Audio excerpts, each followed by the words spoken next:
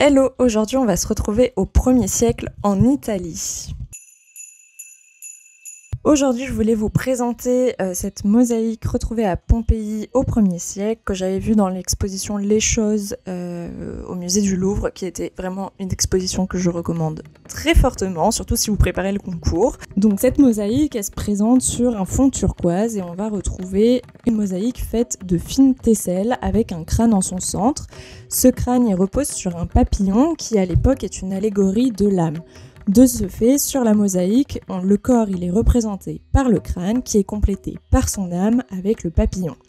Le tout est posé sur une roue comme l'allégorie de la roue de la fortune, pas l'émission télé, l'allégorie antique.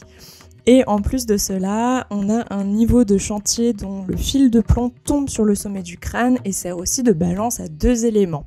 À gauche, vous avez des attributs royaux, donc un sceptre, un diadème et un manteau de pourpre. Et à droite, vous avez les symboles du mendiant, un bâton, une besace, un haillon. Et évidemment, ça va être une métaphore. Ici, c'est la métaphore de la pesée des âmes que l'on retrouve chez les philosophes de l'époque. Et ce qui est dit avec cette œuvre, c'est que en soi, peu importe le statut social, nous sommes tous égaux face à la mort, que tu sois un roi richissime ou un mendiant au fin fond des rues de Pompéi. D'origine, cette mosaïque, elle se trouvait où ? Eh bien, elle servait de décoration d'une table d'un triclinium de jardin. Donc, grosse ambiance dans cette maison d'avoir une petite allégorie de la mort sur sa table.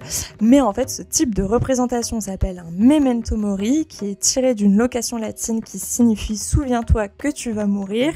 Bien que ça puisse paraître un petit peu macabre, c'est tout simplement un rappel de profiter de la vie avant qu'il ne soit trop tard, et aussi un rappel un peu de modestie, si on veut, de dire que peu importe qui nous sommes, on va tous finir de la même manière. Enfin, du moins, on va tous mourir. On va pas mourir de la même façon, mais on va tous mourir un jour.